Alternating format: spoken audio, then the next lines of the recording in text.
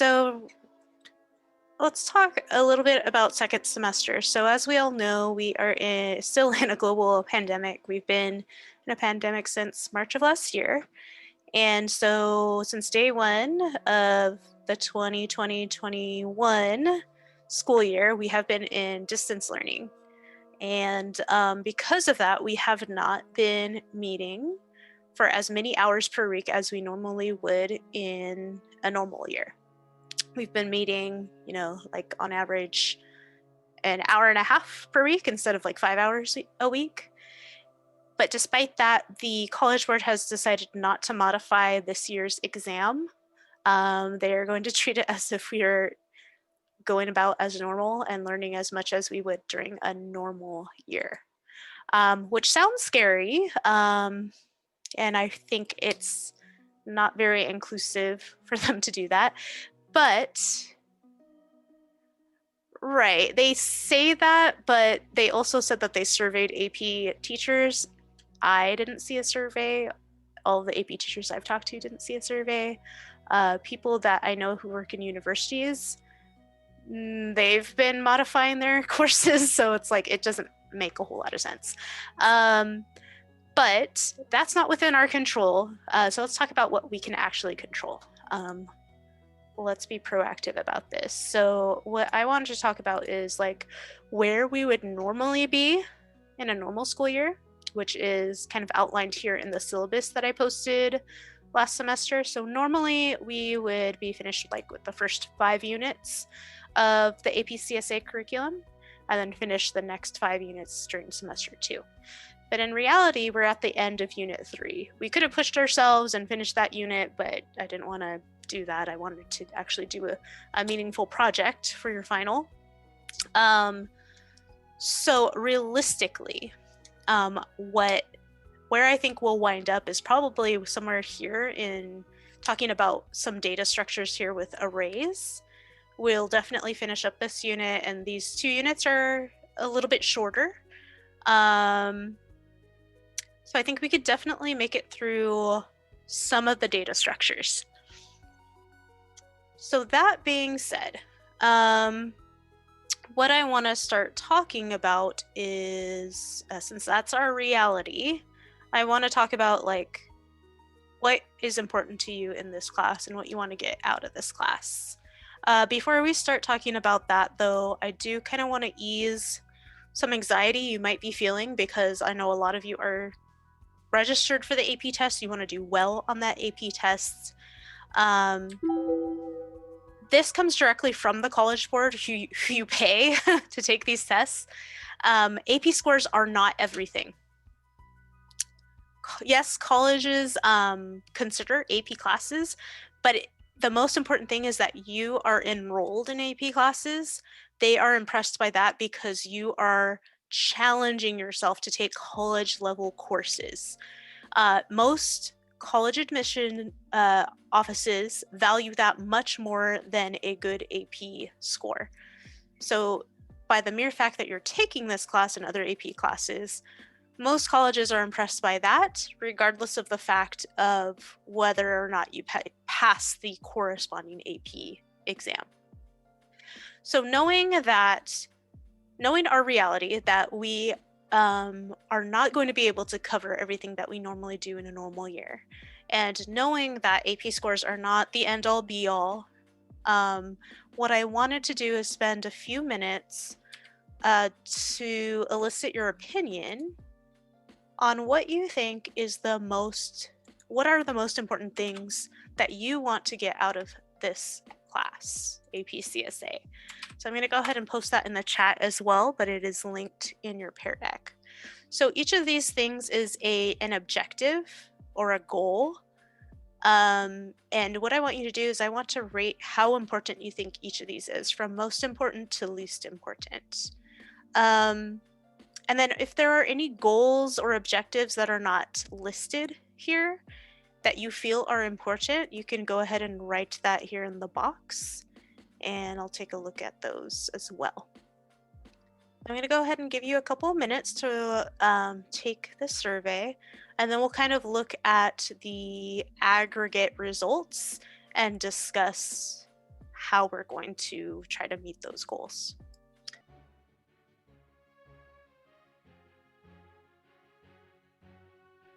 Okay, so I know that some of you might still be working on the survey. That's totally fine. Please continue doing that. But right now I'm gonna go ahead and just look at what overall results we have here. So this includes not only your answers, but first period's answers as well. So it seems like, hang on, this music is way too hype for this conversation. I need to change this. Where are you at, Spotify? Spotify is stuck behind stuff. All right. There we go. Okay. So yes, as expected, many of you still care about passing the exam. Not many have it as their highest priority out of the 2 courses, but it's still up there. I will do my best to honor that and to help those of you who really care about that prepare. Even though we won't get to all the data structure stuff and recursion and inheritance, I will be able to at least give you the tools to dedicate some self-study time to get there. But at the same time, I don't want to rush the class and go so fast that you don't understand the basics. My objective really is concerned with getting you to understand these basics. So these 4 units especially, and to some degree the 5th one as well. I wanted to say that in a lot of universities, this is actually what your first semester would really emphasize, and not so much the data structure stuff. This would usually be a second semester class, to be honest. Recursion is a very, very short unit, and we've technically been doing a little bit of recursion. We just haven't talked about it. So I think we can still talk about this as well as these basic things right here. But I don't think we'll have enough time to really go into depth about array structures explicitly in this class, but I'll still be able to point you in the direction if it's your goal to study those things. Going back here, being prepared to continue CS studies in a college or university, that I think is way more important than passing the AP exam. And like I said, by emphasizing these basics, I will be setting you up for success for entering college and being able to take a university level CS class successfully. Being able to understand and solve code HS exercises, another high priority of mine, yes. And working collaboratively with students. I know you're all kind of like all over the place with that. Some of you like doing that, others do not. So I will try to create opportunities where you can if you want to, if that makes sense. I'm not going to have any hard requirements about group projects and collaborating on things, but I will try my best to create opportunities to do so. Being able to code simple programs independently. I think this is right up there with my high priority item of preparing you to be able to continue CS studies in university. Really kind of building that independence in at least using the basics such as conditionals, which we just covered, iteration and looping, things like that. So we'll be focusing a lot on that. Learning through live coding demos. I know some of you like you don't maybe care about that as much, but I think most of you do like learning by example. I find it very useful, and it looks like many of you do as well. So I'll continue doing that. And then also just having the ability to go through homework assignments also on those 1 through 7 days. I will continue to do that as well. I'm going to go ahead and look at your optional answers here too. So yeah, some people are still saying, yeah, AP tests. other goals is to be able to look at other platforms without being intimidated by all its coding or structures and use what I learned to work on other platforms. It's a really, really good goal. And if you have specific questions about any platform, please reach out. I'm happy to talk about those things with you.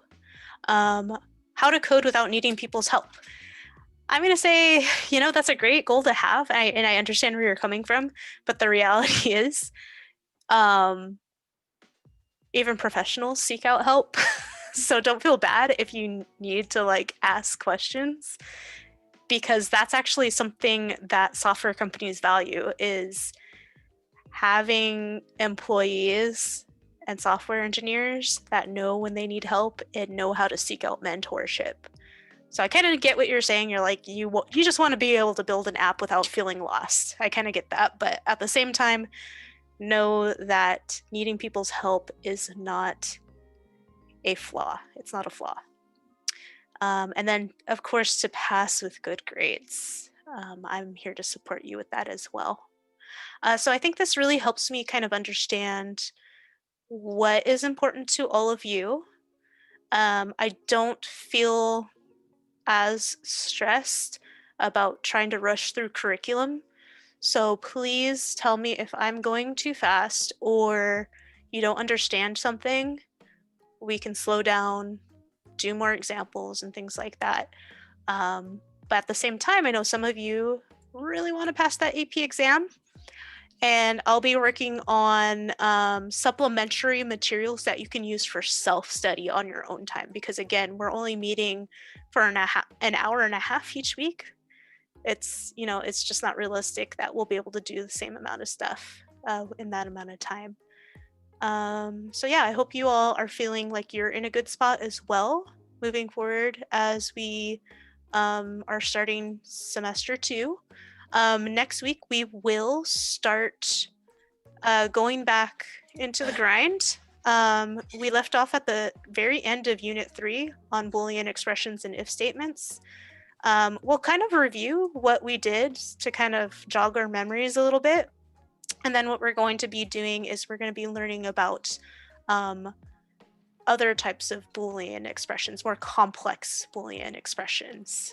Yeah. So a couple reminders before we take off today. Be aware that Monday is a holiday. It is Martin Luther King Jr.'s Day, so we do not have school. So next Friday is going to be a 1-3-5 day instead of 1-7. And then the other days are normal. Another thing is, I know I have a lot of seniors in this class, so I want to make sure that you saw this post that I made about CS and STEM scholarships for graduating seniors. This one right here, the Cutler Bell Prize, the application for this it's due on Monday.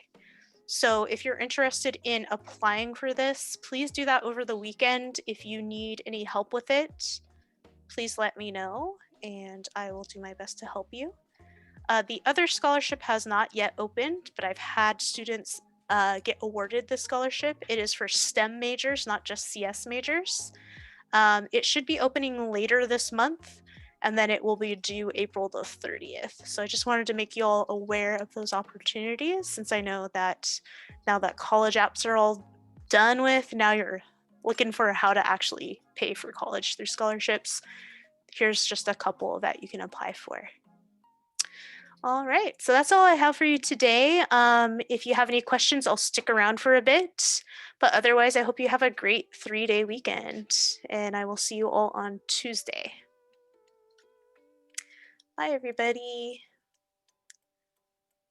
Have a great weekend.